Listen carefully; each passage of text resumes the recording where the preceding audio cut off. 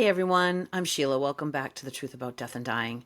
I like to start off every podcast with a disclaimer that I'm not an expert in any way, shape, or form, but I do have experience being a caregiver for someone who was dying. I took care of my father while he was dying of liver cancer back in 20 and 21. On today's podcast, I want to talk about a subject I think is really important.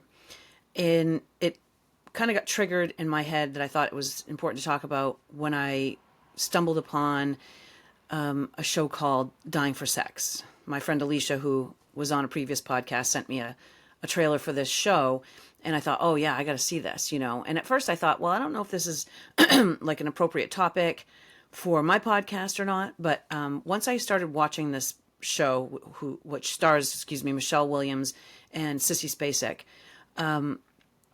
I realized just how truthful and honest this young lady's journey was, her final journey, and kind of how her priorities shifted when she got her terminal diagnosis, and kind of the importance of living in the moment and living your life in a way that is beneficial for you and what brings you the most joy.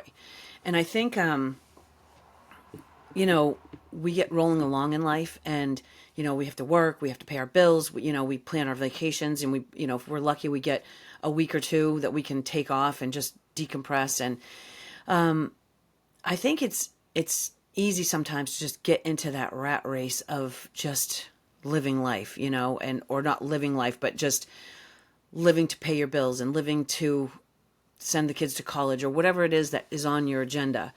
And I think it's just important. And I think when you're taking care of someone that's dying, you're forced to reflect on your own life. You're forced to sort of like go, okay, is this important? Is that important? Where do these priorities fall in my life? And, I think it just kind of gives you an opportunity to sort of stop and reevaluate your own life and where you're going and what's important to you and what maybe isn't so important to you.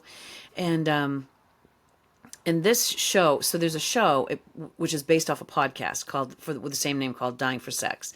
And it's the story of Molly Cochin, who was very young when she was diagnosed with breast cancer, and she, went into remission. She had a double mastectomy, and, went through the chemo, went through everything.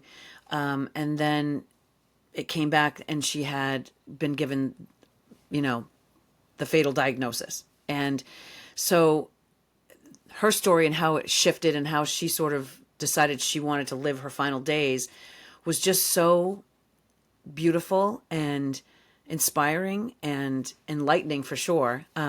There's some crazy, crazy stories, and Dying for Sex, it's in the name. And she goes on this sexual kind of journey, and it's not what you would expect. And there's some truly hilarious bits and pieces to this.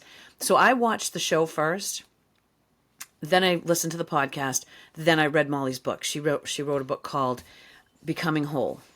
I recommend. It's a beautiful little read. It won't take you very long to read it. It's a beautiful little memoir that she wrote pretty much like at the last days of her life. And I really connected with her in ways that I was kind of surprised about. And, and the stories of two best friends, and Molly and her friend Nikki, who, is there for her right up to the very end. And so again, it helps. It doesn't help. It sort of forces you to reflect on your own relationships and your own best friends. And, I can envision this kind of scenario going down with me and my best friend, and just kind of being there, laughing through the dark stuff, and, just trying to stay connected as long as you possibly can.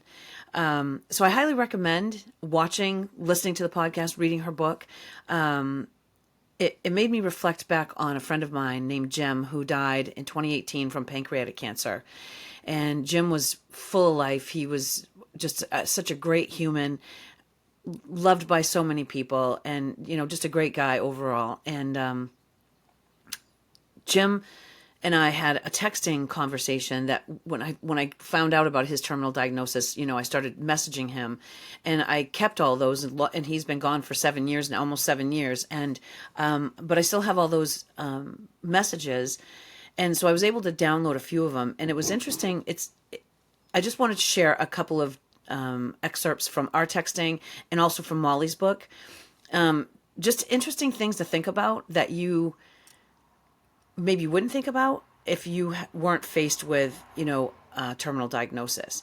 And so Jim and I were talking about just different things and just trying to get your head around, this end that is coming. And he said, if you have only like 1 year, like in a year, you're probably not going to be here. He said, strange things happen, like, do I need to put away my winter clothes, or should I just throw them out as I wear them? Little silly things crop up, like, what's the point of flossing? And he, gave a little ha-ha after that. And he said, it does change your outlook when you know that you don't have all the time in the world. And I feel like most of us roll along thinking, we've got years and years and years and years and years. But the truth is, we don't know. We don't know when our ticket is going to be punched. We don't know when the end of our story is here or coming. So my thoughts today were just, I wanted people to just kind of reflect on their own life and their own goals, and, and what's important to you, what's not important to you, and are there relationships that you want to mend or end, or, and I think it's important every now and again to just kind of take stock in your life, see what's going on, see what matters, what doesn't matter, what maybe needs to be changed to get you on the path to happiness. Because the ride is so short, even if you get 80 years, it's still, it's still short. My dad died, he was 83, I think, 83 or 84, getting close to 84, I think. And, in my opinion, we still had another 20 years with him, but so you don't know. And I want to encourage people to just kind of take a look at themselves, take a look at their own life, and just see what's important to you and what isn't important to you. And one other thing that Jim had said, which I really has resonated with me a lot lately, was what I had said to him was, when I think about you and what you're going through, I can't help but reflect on my own life. It really makes you stop and think about what's important and what's not, because none of us knows when our ticket's going to be punched. And he said, it's so true. I wish I had known sooner. I wouldn't have worked right up to the end. So and not that you can't not work, and another friend of mine and I were talking about it, and she said, that song by Tim McGraw, Live Like You Were Dying, I think is the name of the title. And I love the song. And I think if we live like we're dying, none of us would go to work, bills wouldn't get paid, we wouldn't get fed, we wouldn't have roofs over our heads. So there's realistic, and then there's, trying to, incorporate more happiness and joy into your life rather than work and, that day-to-day crap that can just weigh you down. So, just some thoughts to ponder today. And so there's a couple of little excerpts I wanted to read from Molly's book. And again, this is called Becoming Whole. Screw cancer. Screw cancer. And Molly's talking about her journey and just, friends coming and going. And, and it's tough when someone's dying. And like, I had an aunt that was like on her deathbed, and I thought, oh my God, I have to get there, and I have to say my goodbyes. And I was discouraged from doing that from other family members. And I kind of started reflecting, like, it's more for me. It's more for me to have to go and say, oh, I got to say goodbye. I want you to know that I love you, and give those last words. And instead of considering what the dying person actually wants and needs at that point. And honestly, I feel like just based on my dad's situation, he didn't want a lot of people around. He didn't want a lot of commotion and talking and visiting, and, it gets to be a lot at the end. And so with my friend Jim, I was able to text him, and he didn't live close by, but I was always at the ready to, like, if you want to visit, I'm happy to come and see you, and I'll bring you something yummy to eat. And, so there's that piece of it. And then, when my best friend's husband was dying from pancreatic cancer too, at a very young age, both of these guys died way too young. And as did Molly. It was really hard for me, because I was so fresh off my dad's death, and then to have, this man who has been in my life for 30 years, my best friend's husband, you know, eh, just the whole scenario. I had a really hard time being present for him, and I feel guilty about that. I still feel guilty that I felt like I was not there enough for him. But he had a wonderful support system, and I know that and towards the end, I said to my best friend, I said, I feel like I should go in and see him, but I feel like that's more for me and not for him. And she agreed. She was like, yeah, she's like, he's not feeling good. He doesn't really want to visit. And so having said all that, you can still touch base with people that are dying, even if you're not in their room hugging and talking. And, there's other ways, and especially nowadays with cell phones and FaceTime and all that, there's other ways to stay connected to people that are on their journey out of here. Excuse me. And one thing that Molly said that resonated also, I thought was interesting, was she said, outside of family, Meryl is another character in my small cast of comfort people. In fact, I have chosen to be private about this transition and have only allowed a handful of people to visit. I call it my death dinghy, and it's important to keep it sacred and light. And I just thought that was so beautiful. And I think if you're caregiving for somebody that's dying, you might have the impulse to be like, oh, we got to get all these families in and friends and say goodbyes. And that's really not necessary. I think if they have the people around them that they want around them, the best that they can, I think that's the gift. This is part of her epilogue, and I love this little quote too. I have died. I no longer walk the earth like you, in a body that is a blessing when it works, and when it stops working, I assure you the dropping of it is an equal blessing. And I think obviously that was her thoughts before she died, but I think it's important to remember that too, that this is just our vessel. Our spirit, I hope, in my opinion, lives on in another realm. Maybe we come back, who knows what happens, but I don't think this is it. I just think this vessel, it quits. Cars quit. It's like a body, it's like a vessel, eventually it's going to give out. And this is one other final thing I want to read to you out of her book. And this was also part of the epilogue. The point of this is not to call anyone out or to be hurt, because my last days were great. I was with people who were meant to be there. I understand the urgency of wanting to go out of your way to see a dying friend, and then somehow it's not so urgent.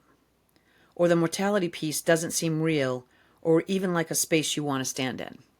And I think that's true for a lot of people too. A lot of people have a hard time accepting, because then you have to face your own mortality. When you're faced with someone that you love that is dying, there's that piece of it too. So I guess my point is, don't beat yourself up too much if you're not comfortable being in that role of physically being with the person that's dying. You can still send them cards. You can still send them text messages.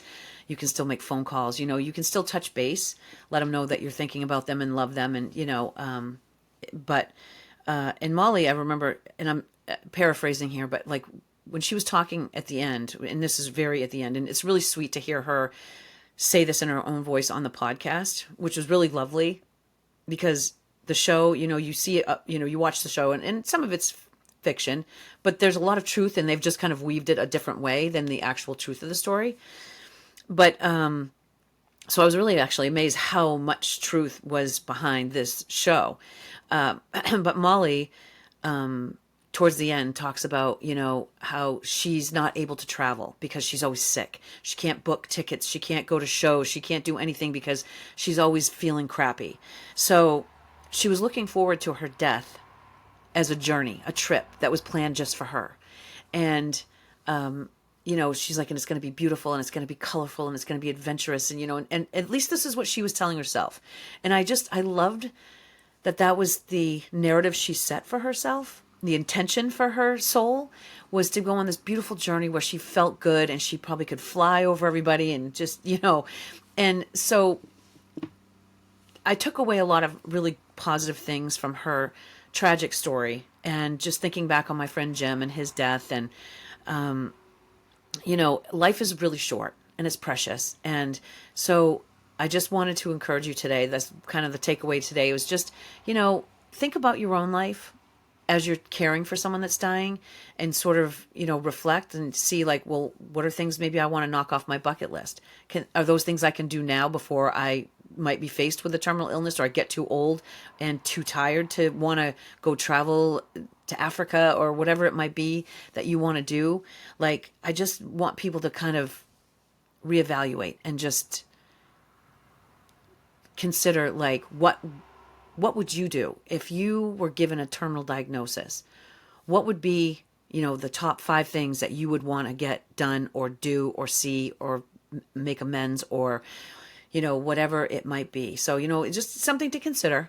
And I highly recommend checking out Dying for Sex, listening to the podcast, reading Molly's book. It's a beautiful, tragic, sad story. But I think if you take away some of the beautiful things that she offers, you can't go wrong. You can't go wrong. So that's all I have for you today. I just wanted to kind of touch on that and just kind of talk about that Dying for Sex. And I wish you a gentle journey, and I hope you have lots of fun and live your life largely and love deeply. Until next time, thanks for stopping by.